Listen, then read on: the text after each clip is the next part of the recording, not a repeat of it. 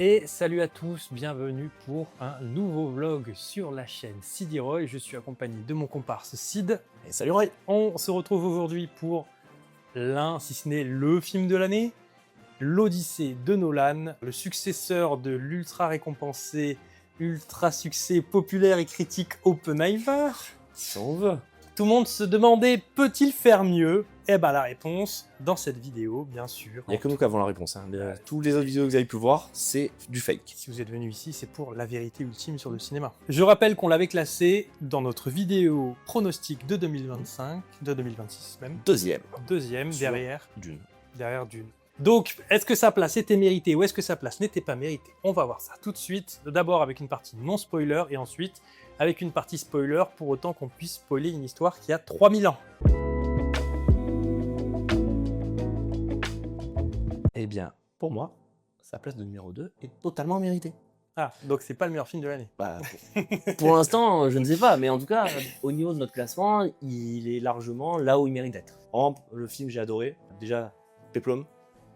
Peplum. Tout simplement, voilà. Non, mais ultra fan de Gladiator, premier du nom. Retrouver une vibe comme ça, de Peplum bien réalisée. T'as une histoire qui se tient la route. Alors, adaptation, je me souviens pas trop du bouquin de quand on l'a lu. En cinquième, au collège. Mais le rendu à l'écran, vraiment, parfait, tout se tient. Le film fait 3 heures. Non, il fait 2h50. Tu arrêtes avec ta Psyops de il fait 3h. Il fait moins de 3 heures. Générique compris. Eh ben ok, 2h50 que je vois pas passer. Et justement, moi, en fait, je te reprends là-dessus, parce que bizarrement, je trouve qu'il va manquer peut-être un petit quart d'heure de film pour qu'il soit vraiment au top du top de ce qu'il pourrait être, parce que j'ai un petit défaut, mais j'en parlerai après. Donc non, pour moi, vraiment, réussite totale et globale. Il se rattrape de son pire film qui est sorti il y a 2 ans, et voilà. Ben moi pareil, j'ai adoré. Plus je repense au film et plus je l'aime en fait avec le temps. En sortant de la séance, j'avais trouvé globalement que le tout début était pas fantastique, mais que plus le film avançait, plus j'étais dedans et vraiment, on va dire la dernière heure sur les 3, la dernière heure était vraiment tout ce que j'attendais du film. En fait, il y a plein de choses à raconter et c'est pour ça que je trouve que on voit pas le temps passer et globalement, si tu m'avais donné un quart d'heure de plus, ça aurait permis au film à la fois de peut-être plus se poser et à la fois en même temps de mieux faire ressentir ce qu'on est censé ressentir, c'est-à-dire que c'est une histoire qui dure longtemps. Voilà, qui dure longtemps. Et le problème, c'est que le film peut avoir un peu tendance à enchaîner les événements et à zapper peut-être la partie qui est forcément la moins intéressante à montrer, mais c'est des longs moments où ils sont sur le bateau et il ne se passe rien. Parce qu'en fait, ils errent dans la Méditerranée, etc. Tu trouves pas le temps assez long. Parce que le film enchaîne tellement les événements que, globalement, tu te dis, moi, j'ai pas l'impression que ces mecs-là ont vieilli sur ce bateau et qu'ils ont passé... Tu sens qu'ils souffrent, tu sens que c'est dur, mais tu sens pas l'ennui. Et l'ennui, ça aurait mérité peut-être 10 minutes de... Ben, ça aurait été chiant dans le film, mais en même temps, ça aurait servi son propos. Ouais, mais c'est normal, ça. Par rapport à l'histoire où, en fait, entre le moment où ils partent de Troie et où Ulysse se retrouve seul sur son île avec plus personne, il y a genre 1 ou 2 ans maximum. Et en fait, il passe à peu près 8 ans sur une île avec Calypso. Ouais. Et donc, le voyage, il n'y a pas forcément ce truc-là de vieillissement que tu vas ressentir. Comment les personnages vont évoluer. Certes, ils vont mettre du temps, ils vont enchaîner les îles et enchaîner les galères. Mais t'as pas ce ressenti-là. Alors que sur l'île, la manière dont l'histoire est racontée, là, tu le ressens à travers les différents flashbacks et à le traitement du temps que fait Nolan, comme dans tous ses films.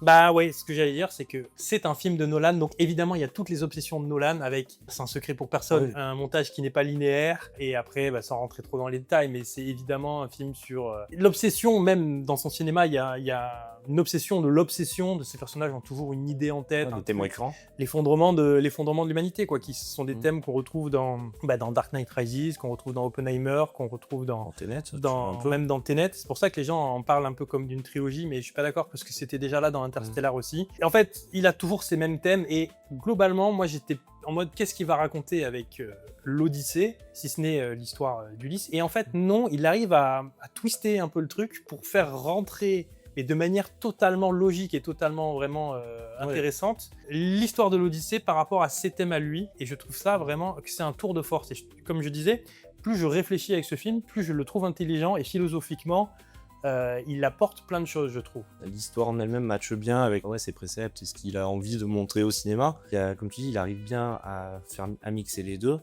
et tu sens pas un truc qui a été rajouté, un truc qui a vraiment en mode bon, je prends l'histoire et je colle par-dessus un truc qui aurait fait une bouillie non, vraiment, pas ouf. Là, vraiment, il y a une harmonie qui se fait. Le rendu, en tout cas, est top. Et puis bon, pareil avec Nolan, le plus d'effets pratiques possible, le moins de CGI. Et puis même des fois des trucs où tu te dis là c'est en CGI, maintenant qu'on a vu le film et on regarde un peu les behind the scenes, et en fait tu vois vraiment, tu te dis ah putain mais même ça c'était pas un CGI. Ah de toute façon là, au moment où la vidéo sortira, le nombre de petits réels, de petits clips, de tous les backstage du film, les réseaux sociaux en sont abreuvés. Et vraiment il y a tout qui commence à sortir, et c'est sûr qu'à chaque vidéo on se dit ah ouais, ok, c'est à ce point-là, il a poussé le truc jusqu'au bout. Donc non, c'est beau. Là où il aurait pu se dire, bon, là je fais du CGI, mais un bon où je mets le paquet pour que ça rentre bien. Non, ils ont préféré le faire à la mano et ça... Ça donne une patte. Hein. Matt Damon, qui est un de mes acteurs préférés, il porte le film. Ah, le film est centré sur lui. Oui, mais je veux dire, il est impeccable. Moi, je me lasse jamais du jeu de Matt Damon, qui a changé au fur et à mesure du temps. Parce que bon, là, c'est pas par rapport à ses autres films, c'est un registre encore un peu à part. Ouais, je trouve. Et puis, tout le monde est bien. Hein. Franchement, globalement, il y a un casting XXL et c'est pas... Comment dire ? Bah, c'est pas du film cast name où on se dit oh bah je vais prendre tel acteur, on veut du cash, on veut que ça rentre bien à l'écran, comme certains gros films ont pu faire et qui sont pas forcément ouf. Là, Nolan écrit son scénar, son adaptation, il se dit oh bah je verrais bien tel acteur dans ce rôle, et au final ça match tout, comme tu dis, tous les grosses stars ont peut-être des rôles un peu plus disparates en termes de temps d'écran, mais ils jouent tous super bien. Et il y en a pas un où on peut se... Enfin, on pourra venir plus tard, mais dans la globalité, ils sont tous pixels sur leur rôle et interprétation. Moi, j'avais un tout petit peu de mal avec Anna Thaoué sur le premier quart d'heure, mais après, ça s'est corrigé. C'est pas Hans Zimmer qui fait la musique, alors que ça faisait un petit moment que la collaboration entre Nolan et Hans Zimmer était un peu actée. Oui, mais on ne l'attendait pas, Hans Zimmer, puisqu'ils se sont brouillés. Hans Zimmer ne fera plus jamais de film. J'ai compris, mais est-ce que j'ai dit le contraire? J'ai dit collaboration actée, pour moi, oui, c'est-à-dire que tu les assumes. Très bien. Pas le bon terme. Ça marche. Non, je suis d'accord avec l'homme de l'ombre. Très bien. Parce que, si leur collab est acté, c'est que ils sont ensemble. Écoutez, moi je passe moins de temps sur internet que vous, visiblement, j'étais pas au courant qu'il était brouillé, voilà. Et pour autant, la musique, moi j'ai trouvé qu'elle était plutôt pas mal, sans pour autant qu'il y ait un thème qui me reste en tête, en tout cas peut-être avec le temps au deuxième visionnage, puisque j'ai envie d'avoir un deuxième visionnage de ce film.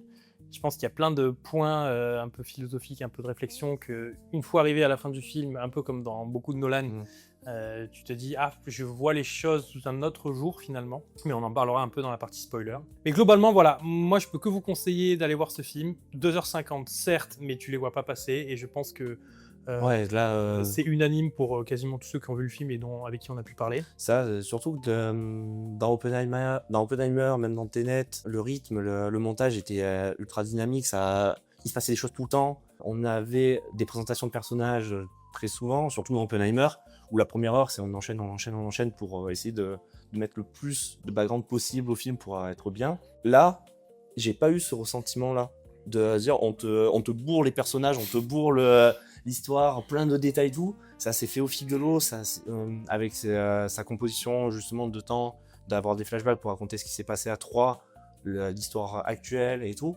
J'ai pas eu ce ressentiment de tiens, on te balance des infos, il te les faut pour la suite du film. Ça s'est fait vraiment de manière douce et fluide. Et je trouve que le tour de force du film, c'est de raconter l'Odyssée et d'être à ce point-là actuel dans son propos. Maintenant que j'ai vu le film, je comprends pourquoi elle a choisi l'Odyssée, pour vraiment parler de la société d'aujourd'hui. Mais ça, je vous en dirai plus dans la partie spoiler. Quoi dire de plus? IMAX, pas IMAX? Nous, on l'a vu dans le faux IMAX qu'on a appris. Oui, bon après, ça, pour moi, ça c'est juste de la branlette de cinéaste. Mais bon, de vouloir absolument être dans une pellicule qui n'existe plus depuis 50 ans. Enfin oui, c'est pour rendre hommage peut-être à ce qui se faisait avant, mais...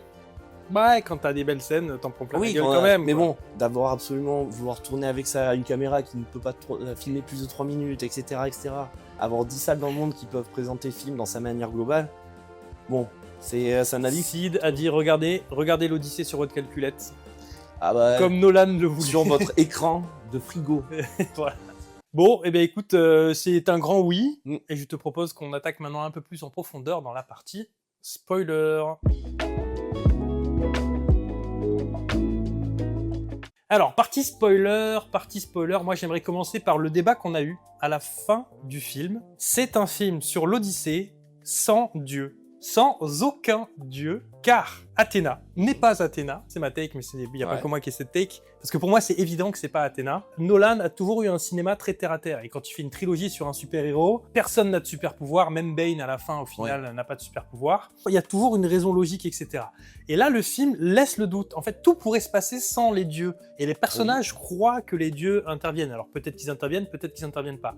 Et si on nommait le Cyclope et les géants, qui pourrait être une île de géants en soi, globalement, il n'y a aucun événement surnaturel, quasiment. Oui, enfin voilà. En fait, bon, comment dire. Non, je la refais. C'est pas des dieux en soi. Il y a les demi-dieux de l'histoire, mais il n'y a pas les dieux. Et Athéna, qui est la déesse de la guerre, n'est pour moi qu'une représentation du trauma de Ulysse. Et ce n'est pas la vraie Athéna. C'est Ulysse qui voit la statue se faire découper. Et en même temps, il y avait cette femme qui se fait couper la tête. Et il a fait le parallèle, en fait, en tuant cette femme, on a tué Athéna parce qu'on a violé toutes les règles, etc., etc. Donc, en fait, il est en PTSD. Il personnifie Athéna envers cette fille, mais ce n'est pas Athéna. Et c'est pour ça, à la fin, que quand il finit par faire la paix avec lui-même, il revient chez lui et il explique à sa femme pourquoi, en fait, ce qu'il n'arrivait pas à expliquer, et quand il finit par enfin le verbaliser, elle est apaisée et elle se barre, pas parce que c'était Athéna, parce que c'était juste un besoin qu'il avait de personnifier Athéna. Donc il arrive à faire un Odyssée sans Dieu, et pour autant, si tu as envie d'y voir des dieux, tu y vois des dieux dans toute l'histoire. Tu y vois Poséidon en colère, alors que ça peut juste être ils ont pas eu de cul sur la météo. Tu peux y voir les fils de Zeus, tu peux y voir Athéna, etc. Et c'est pour ça que j'aime vraiment bien le film, c'est que si t'as envie d'être dans le rationnel, tu peux. Si t'as envie d'être dans la croyance, et tout comme les personnages en fait, parce que Ulysse lui-même n'a pas l'air trop croyant, tout son équipage a peur de Poséidon, mais pas lui. Et pour autant, il personnifie Athéna, qu'il est le seul à voir. Du coup, peut-être par rapport sur ton point de vue, le fait que il ait vu Athéna, enfin la vision d'Athéna se faire couper la tête à travers la statue, fait que derrière les dieux, il se dit bah en fait on a trahi les dieux, c'est fini, on n'y croit plus. Dans les actes qu'on a fait, on va à l'encontre des dieux, et donc derrière, bah il se dit bon bah il a plus peur des dieux, ou il a plus cette croyance qu'il avait avant, ce qui ferait que sur son bateau, tout le monde est en mode bon, faites gaffe, il y a Poséidon, on l'a mis en colère, il nous défonce, et qu'il prie tous Poséidon, et que lui il est en mode non c'est bon, on continue, c'est pas leur faute. En fait, ça peut rejoindre ça aussi. Le fait qu'il a arrêté cette croyance-là en se disant bon, on les a trahis, c'est fini. Le pire dialogue, c'est quand Matt Damon, Ulysse, dit lui-même on arrive à la fin de l'âge de bronze, ce qui est un non-sens, mais d'un autre côté, je comprends pourquoi Nolan le fait. En fait, il faut remettre le film dans le contexte de la filmographie de Nolan avec Oppenheimer. Oppenheimer, c'était l'homme destructeur d'un monde qui a créé l'arme pour détruire le monde. Tenet, c'était déjà empêcher la fin du monde. Et là, en fait, Ulysse se voit comme le destructeur de son monde, parce que c'est lui qui a l'idée du cheval de Troie, et c'est lui qui joue sur la confraternité, les règles de base qu'il y avait entre... On se fait la guerre, mais on a des règles. Et moi, je vais utiliser ces règles pour vous baiser. Et l'attaque de Troie dans ce film est vraiment vue comme un massacre, comme vraiment un génocide. Et je dis le mot avec vraiment volontairement. Il se rend compte... En fait, c'est vraiment c'est le American Sniper. Le mec, il va massacrer des enfants. Et après il se dit, putain, je suis quand même pas très, très, très bien. Ouais, il a ce ressenti-là parce qu'il a provoqué, ça a totalement dépassé sa vision à lui. Déjà, de base, il se dit, en fait, ce que j'ai provoqué avec mon idée, c'est fini. Mais non, mais en fait, il met du temps à le réaliser. Pour moi, il le réalise dans l'attaque de Troie. Pour moi, il met du temps à réaliser. En fait, il est choqué dans l'attaque de Troie quand il voit justement la statue s'effondrer. D'ailleurs, tu vois ce plan de la tête qui tombe plusieurs fois. Et lui, il met du temps à comprendre, à réaliser ce qu'il a vraiment fait. Parce que, en fait, quand t'as passé 10 ans sur une plage, t'as envie d'en finir. Mais à quel prix? Et c'est vraiment qu'est-ce que j'ai fait, what I've done, tu sais, le montage avec la fin d'Oppenheimer. C'est vraiment ça, pendant 2h50, c'est what I've done. Et j'ai trouvé ça très intelligent. Pourquoi? Parce que on te parle tout au long du film de ce peuple de la mer qui va apporter la fin de la civilisation. Et en fait, le twist, c'est que le peuple de la mer, c'est eux, mais que c'est pas lors de la mer qu'ils ont apporté la fin de la civilisation, c'est lors de la bataille de Troie, qui est vue comme une victoire, alors qu'en fait, lui, il te dit, c'est la victoire d'un âge sombre, parce que la confraternité, les règles communes qu'on avait ensemble, on les a bousillées pour massacrer des gens. Ouais, mais en soi, ils sont venus de la mer, donc toutes les craintes qu'ils ont, en fait, c'est eux qui sont arrivés par la mer pour justement... Oui, mais la manière dont ils le décrivent, c'est il y a un peuple de barbares qui vient de la mer. Et donc personne ne peut penser que ça peut être des Grecs, alors qu'en fait ce sont des Non, Grecs. oui. Mais Il le décrit vraiment en mode il y a des barbares, une nouvelle population qui n'a aucune règle, aucun sens de l'honneur, et en fait. C'est eux par rapport à ce qu'ils ont fait. Mais du coup, non, ce parallèle-là et ce twist est très bien. Et moi j'y vois un parallèle avec le monde moderne, c'est pas pour rien que Nolan, ce qui a été décrié d'ailleurs, mais prend un cast 100% américain, un cast avec des noirs, etc. Pourquoi ? Parce que pour moi ce film parle des élites corrompues, ce film parle des gens qui prennent des décisions qui affectent le monde entier et dans le mauvais sens du terme, etc. Pour moi on parle de l'Amérique actuelle. C'est comme si la règle de Zeus c'était un peu l'ONU et que les États-Unis qui ont créé l'ONU en partie décidaient eux-mêmes de ne plus respecter les règles qu'ils avaient eux-mêmes mis. J'y vois ce parallèle et pour moi c'est évident. C'est vraiment un film nihiliste sur plein d'aspects et en même temps, je trouve qu'il y a de la beauté dans ce qui est raconté, notamment avec Calypso, qui est un moment que beaucoup de gens avec qui j'ai parlé n'ont pas forcément aimé, parce qu'ils trouvaient que finalement elle sert juste à lui rappeler sa mémoire et que voilà. Mais philosophiquement, je trouve que c'est intéressant ce qui se passe avec Calypso, quand tu réfléchis au fait qu'il est tourmenté pendant la mer, il perd ses hommes, etc. Et il arrive dans ce havre de paix où tous ses besoins matériels, physiques sont remplis. Il vit une paix, mais c'est une paix illusoire. Pourquoi ? Parce qu'en fait, quand tu réfléchis au contexte dans lequel il débarque sur une île qui est un désert, qui est aride, qui en fait c'est vain en fait. Les conditions de vie, elles sont pas. En fait, t'as le côté plage paradisiaque, mais en fait un désert, t'as pas d'avenir, il y a rien qui se construit, tu vois. Il est dans un confort, mais son inconscient cherche absolument à se barrer de là. Et c'est un peu, je pense, on peut faire un parallèle sur cette crise de la quarantaine où au final t'as ta maison, t'es dans ton confort matériel, mais tu vis plus en fait parce que tu n'es que dans ton confort et t'as envie d'aventure, t'as envie de vivre des choses qui soient pas juste. Je mange bien, je dors bien, j'ai ma petite vie posée, tranquille, etc. Donc, il arrive à mettre un peu de philosophie, je trouve. Et c'est pour ça que Calypso échoue, non pas parce qu'elle fait mal quelque chose, mais parce qu'elle, entre guillemets, lui propose que du confort matériel à quelqu'un qui a besoin de retrouver sa femme, d'aventure et de rentrer chez lui. Je sais pas, il y a tout un truc vraiment... Alors, ouais, c'est juste qu'elle arrête de lui donner des fleurs de lotus et du coup, il commence à se retrouver... Et c'est elle qui entraîne ça. Parce que si elle continue à le nourrir de feuilles de lotus... Pourquoi elle arrête de lui donner du lotus ? Parce que même si elle le met dans ce confort matériel et qu'elle le bourre de lotus, au final... il n'a pas envie d'être là, ça ne lui remplit pas à l'intérieur, tu vois, il reste en surface, et je pense qu'il y a une critique là du confort matériel dans la vie, qui ne remplit pas une âme.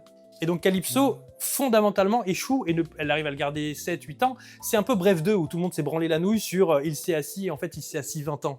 C'est la même truc, sauf que là, je trouve que c'est moins dans ta face, mais pour moi c'est la même chose. Le simple fait que l'île soit une île aride, sur laquelle normalement t'as pas d'avenir, te montre bien que si tu vis là pendant 8 ans, il n'y aura rien de plus. Ah oui, tu peux rien construire. Tu vois, surtout qu'ils sont dans une espèce de hutte, ils mangent du poisson tous les jours. Et ils ne construisent rien, tu vois. Alors, oui, mais Calypso en soi c'est aussi une déesse qui au final emprisonne Ulysse sur cette île-là, donc c'est une épreuve. Il faut aussi rappeler qu'il s'échoue sur l'île, elle lui donne des feuilles de lotus pour l'avoir à elle. Et... Je comprends dans la mythologie, mais qu'est-ce que ça nous raconte dans ce film-là ? Pour moi, ce que ça nous raconte dans ce film-là, c'est attention, le confort matériel ne te remplira pas l'âme et tu auras toujours envie finalement, sans que tu te rendes compte. Ouais, mais dans ce cas-là, dans ta vision que tu exposes, c'est que Ulysse est arrivé sur l'île en disant « je veux tout oublier, je veux vivre là ». Alors que non, il s'est échoué sur l'île, elle l'a recueilli, elle lui a filé des fleurs de lotus pour qu'il survive, et après elle a dit en mode « oh, j'aimerais bien le garder quand même 1 an, j'ai eu envie de te révéler tout,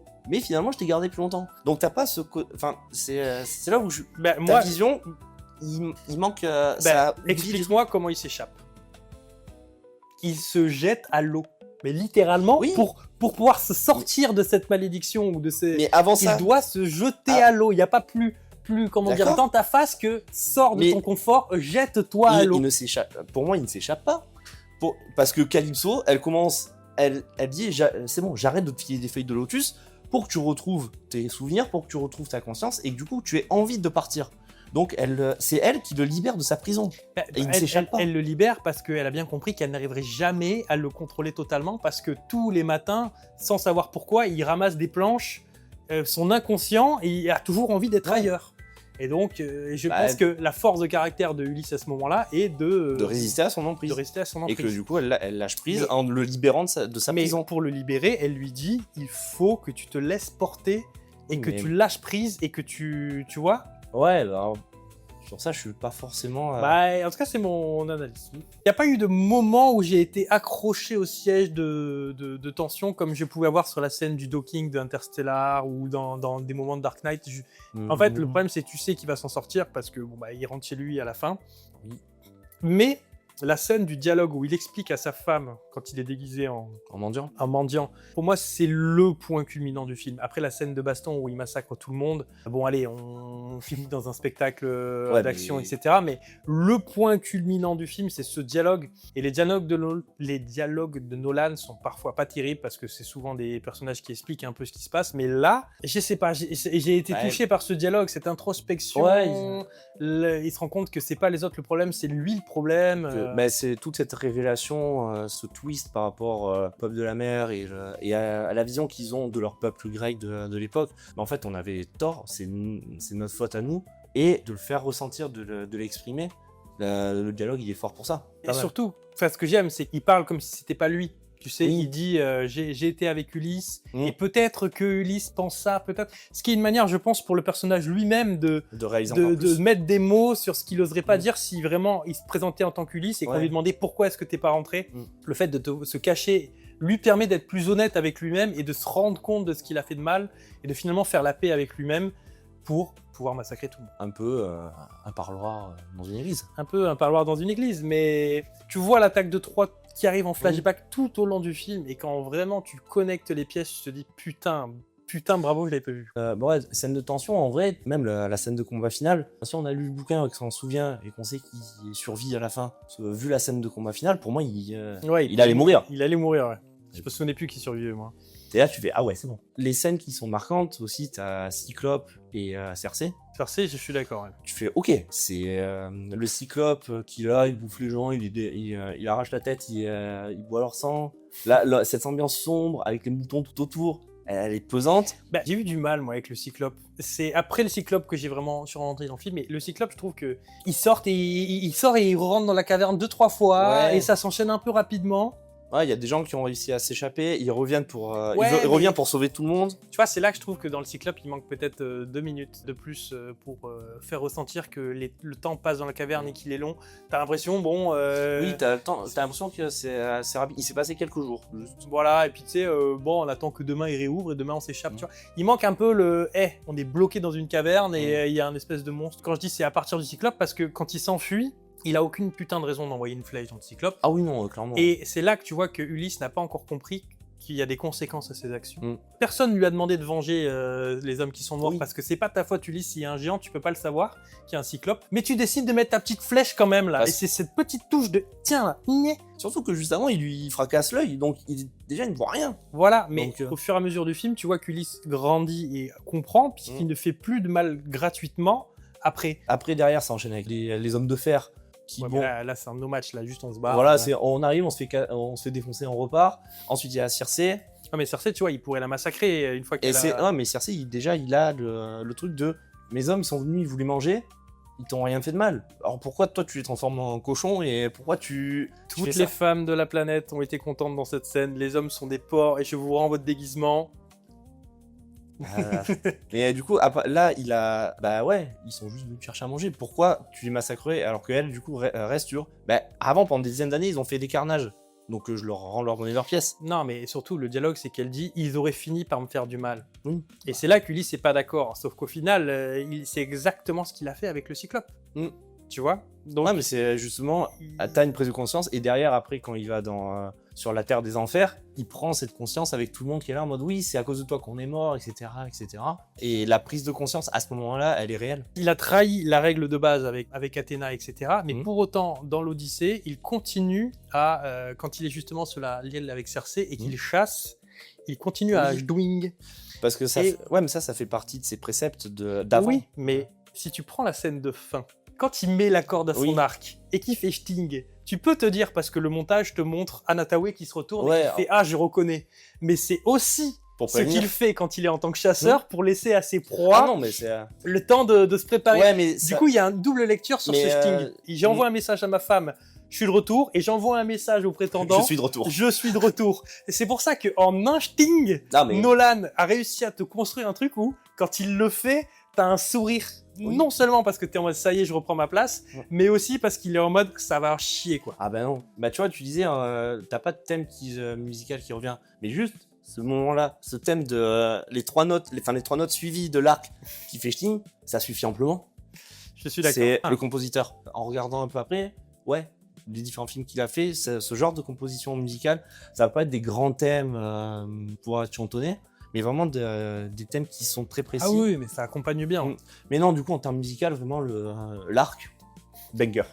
Et bon, j'ai juste que Tom Holland dans cette bataille de fin, putain, il est nul. Pas Tom Holland, son personnage, je veux dire, putain, il y a ton père, il est en train de buter 60 personnes et toi, tu te bats avec un. C'est quoi, c'est un homme de main, enfin, c'est machin et tout. Alors que tu le vois s'entraîner, tu te dis, à un moment, il va être bon quand même. On n'est pas tous égaux, visiblement. Non, bah, il a pas 20 ans de guerre. En revanche, Pattinson, son personnage est absolu, t'adores le détester. Et là, je vois que ça tourne beaucoup en ce moment, le moment où il parle de beggars, vraiment avec que moi, un moment que je trouve très mal joué en anglais, mais qui est en train de marcher de fou, parce qu'il arrive à transformer genre mendiant en une insulte. Et sur mode, bah oui, enfin mendiant, ça. Oui, bah c'est, ça reste. Mais cette bataille de fin où tu vois qu'il est pitoyable parce qu'il est en mode prenez ça, machin, tout en étant planqué derrière son poteau et. Bah, en fait, il reconnaît, il sait que son roi, il est intestable. Il est là en mode je vais mourir, donc je me cache et si par chance il y a un autre mec qui arrive à le tuer, c'est bénéf pour moi. Non, mais surtout qu'il a le droit à une rédemption parce que Ulysse lui montre le truc de Sinon en mode allez, t'as voulu jouer, mais maintenant je suis de retour, tu as le droit à une rédemption. Ouais. Et vraiment, tu vois qu'il hésite et qu'il finalement il choisit le mauvais chemin et jusqu'au bout il n'aura pas eu de rédemption. Moi, il y a un truc que j'ai, enfin en y repensant que j'aurais adoré, mais ça matche pas avec les événements. C'est au tout début du film, il y a donc sur Ithaque, on voit un mendiant qui débarque et que Télémaque l'accueille en disant non mais on accepte tout le monde, etc. Je croyais que c'était Ulysse. Et plus tard, quand on voit Agamemnon dans le royaume des enfers qui lui dit rentre chez toi, caché, observe la situation, ne te déclare pas rentrer parce que moi je suis mort comme ça, et que plus tard il s'enfuit de l'île de Calypso, je me suis dit ok, il va y avoir un rattrapage à la Nolan où on va voir que le premier. En fait, la scène du début, ouais. C'était une scène qui se passe après. Mais non, du coup, parce que sinon il n'y aurait pas eu une des meilleures scènes du film avec le chien. Et ça.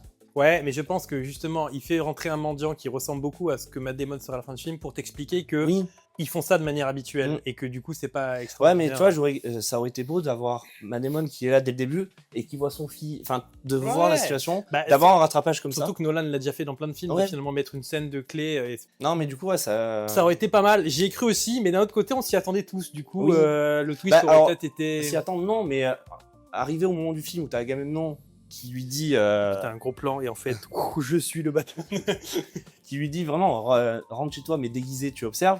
C'est là où tu dis oh putain, est-ce que le mendiant du début c'est Ulysse? Et t'as cette attente qui finalement n'arrive pas parce que il ramène différemment. Ouais, mais justement, Agamemnon sert parce que Agamemnon il rentre chez lui en vainqueur après avoir massacré et fait un génocide. Bah, il a gagné 3. Donc, et en fait, il rentre chez lui en étant dans le même mood que quand il est parti, en mode ma femme va forcément m'adorer, et il se fait massacrer. Et Ulysse ne rentre pas dans le même mood que quand il est parti, et c'est pour ça qu'ils sont. Et dernier point, bah, le côté féministe du film. Au-delà de Cersei, c'est la scène de Anna Tawai avec Tom Holland. Je trouve qu'il y a un moment puissant. Laquelle, quand elle lui dit qu'il veut devenir roi et qu'elle lui dit mais ça fait 20 ans que je suis sur le trône, en mode le trône est vide, et elle mais ça fait 20 ans que je suis sur le trône en fait. C'était puissant et toute la scène globalement, elle était forte parce que t'as vraiment, même toi en tant que spectateur, c'est con, mais t'intériorises le truc du ben ouais en fait il y a plus de roi, il y a une reine. Roi, et qui va être le successeur, et elle est vraiment présentée comme un bout de viande en mode il faut se marier avec elle pour faire un autre successeur, et qu'elle le verbalise aussi crûment en mode je veux Ulysse et ça fait 20 ans que je suis sur le trône, donc fermez vos gueules. Elle a tenu bon sur tous les prétendants, sur toutes les règles de l'époque. Le dialogue n'est pas vain parce qu'elle a effectivement respecté le principe de Zeus d'accueillir tout le monde pendant 20 ans. Elle a tenu bon, elle a été fidèle, elle a pas cédé à la facilité, elle a continué à croire. Droit dans ses bottes, c'était pareil pour moi un autre point fort du film, ce qui fait que les deux personnages ont leur moment, etc. et qui forment un couple de bons... Bah surtout qu'elle décide de changer au moment où Ulysse revient et toute la tirade d'Ulysse avec elle. Le mendiant nous parle tellement d'Ulysse, la manière dont tu parles, elle doit se douter que c'est lui, mais elle est pas sûre. Et au moment de l'arc, où il commence à galérer une première fois, elle fait « Ok, c'est bon, c'est fini. » Ouais, c'est fini, c'est pas lui, quoi. Dernier point. Vas-y. Le meilleur perso du film, Agamemnon, qui est là, il ne parle pas, il ne fait rien, mais juste sa Il est là prestance. pour Aura Farm.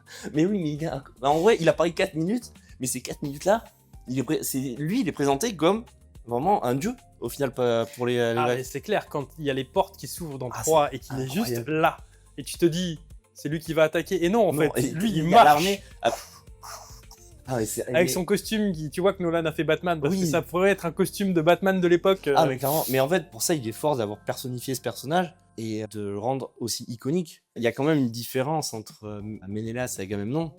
Vous dites vraiment, Ménélas a beau être son frère et roi de Sparte, il est au même niveau qu'Ulysse, et Agamemnon, il est vraiment un cran au-dessus. Cette différence-là, elle est Oui, flagrante. après, justement, c'est parce que tu ne parles pas que tu as du charisme avec une armure cool, tu vois. Ouais, non. Après, tu te fais quand même massacrer par ta femme parce que tu pensais que Bobine, elle allait accepter que tu aies massacré sa fille. Tu reviens en mode, allez, salut. Bon, j'ai sacrifié ta fille pour sauver ta sœur. Bon, bref. C'est donc une belle réussite qu'on vous recommande, si vous ne l'avez pas déjà vu, d'aller voir. Foncez, n'ayez pas peur des 3 heures, on ne les voit pas passer. Et maintenant, la question, c'est est-ce que Nolan peut faire mieux? Jack Oppenheimer, c'était bien. Mais alors en plus... Là, c'est mieux. Non, je suis curieux de voir ce qu'il Ah va si, faire. il peut faire mieux. Un film sur Agamemnon. Il a dit en interview qu'il avait bien aimé faire l'horreur dans ce film-là et qu'il avait vu Obsession et qu'il avait trouvé que le film était vraiment cool. Donc les gens se disent « Ah, Nolan qui fait de l'horreur, ça changerait un peu de ses thèmes. » Moi, je trouve qu'il raconte toujours la même chose, c'est-à-dire c'est l'effondrement d'une civilisation, Interstellar, Dark Knight Rises, Oppenheimer, etc. C'est des personnages obsédés par une idée, quelque chose, etc. Et pour autant, ça marche toujours parce que c'est efficace. Ouais, Alors, il y a aussi un gros questionnement des personnages. Et je trouve ce film-là un peu plus philosophique que certains films qui ont pu être un peu plus dans ta face, je trouve. Et c'est pour ça que je l'aime de plus en plus en y réfléchissant et que quand je vais le revoir, ce sera avec un grand plaisir. Plus grand chose à dire. Non, on a fait le tour. Et de toute façon, avec tout ce qui va sortir pour l'après-film, je suis sûr, il va dire au fait, j'ai une petite version de Director's Cut qui va sortir, qui va faire 3h30. Tu sens qu'ils ont tourné 5 heures, enfin de quoi faire 5 heures et que Oui. et qu'à la fin le studio lui dit dans 3 heures parce que tu vas nous réserver l'IMAX 3 Ouais, heures par c'est ça. 3 heures. Il y a des plans de la bande-annonce qui ne sont pas dans le film. Ah ouais. Moi je te dis, 3h20 en Director's Cut, je prends, c'est bon. Ah oui, bah ça peut faire comme Gladiator, la Director's Cut, qui rajoute plus de relations entre Joaquin Phoenix et sa sœur pour justement comprendre leur relation. Leur relation, voilà. Mais non, oui, il y a moyen que ça sorte. N'hésitez pas à nous dire ce que vous en avez pensé dans les commentaires. Si vous n'êtes pas d'accord, si vous pensez qu'on a dit des énormes dingueries, eh ben écoutez, on en débat avec plaisir. Moi, je tiens ma position sur tout ce que j'ai dit. Et on se revoit, je sais pas, peut-être pour Dune 3, si ce n'est avant, si on a un autre film qui nous tente. Mais en tout cas, je pense qu'on va faire un petit vlog sur Dune 3. Oui, là, on a fait les 2 premiers. On a fait les 2 premiers, il faut boucler la boucle. Et voir si le match dans le match entre la première et la deuxième place. Mais en tout cas, oui, c'est du bon cinéma et je suis content qu'il marche parce que c'était quand même un gros budget de 250 millions. Ouais, qui marche. Il a fait 383 millions dans sa première semaine, donc maintenant c'est que du bonus, quoi. Ah oui, non, mais de toute façon, il va taper.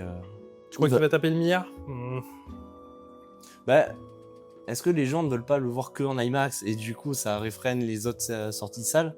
Ou à force, il va... Je pense que le bouche à oreille est positif. Après, il y a des gens qui n'ont pas aimé. Il y a des gens qui ont trouvé que c'était un peu mid, que globalement... je sais pas.